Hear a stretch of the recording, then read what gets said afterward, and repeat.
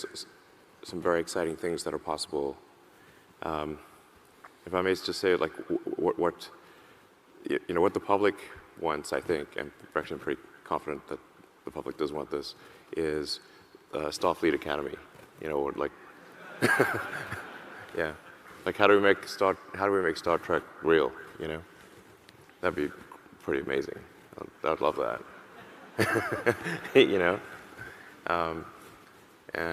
So I think like the fastest we can make sort of Starfleet real, then we should try to do that.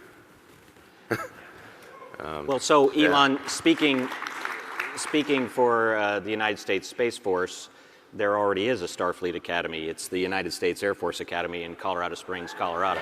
Sure.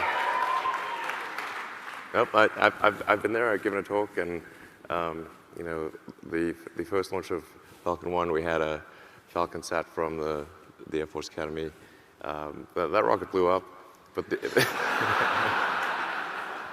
but then the funny thing is that it blew up. Like, here's this truth is stranger than fiction. The satellite was shot through the fairing, arced through the air a couple hundred meters, and then plunged through the roof of a tool shed, and then landed on the floor. And was actually in reasonably good shape. I mean, for crashing through the ceiling, but you're like recognizable, and we gave it back, and so we've not lost one of your satellites. So from a SpaceX perspective, buff it out. A partial mission success. Yeah, it's like, well, it's not lost. I'm just saying, it's a little worse for wear, but but here you go. But then we subsequently launched future Falcon sats to actual orbit. That was great. So I think we can go a long way towards making Starfleet real and making these sort of utopian or semi-utopian futures real. But it will definitely require radical innovation. One can't get there by incrementally innovating expendable boosters. There's just no way. Yeah. So I think we need to push for radical breakthroughs. And if you don't push for radical breakthroughs, you're not going to get radical outcomes. And that does mean taking risks. And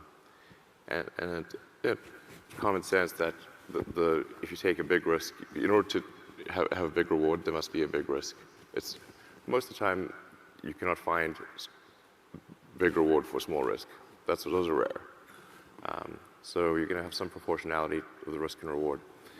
But if the goal is important enough, and I think increasingly the goal is important for many reasons. The goal of having the best technology in space,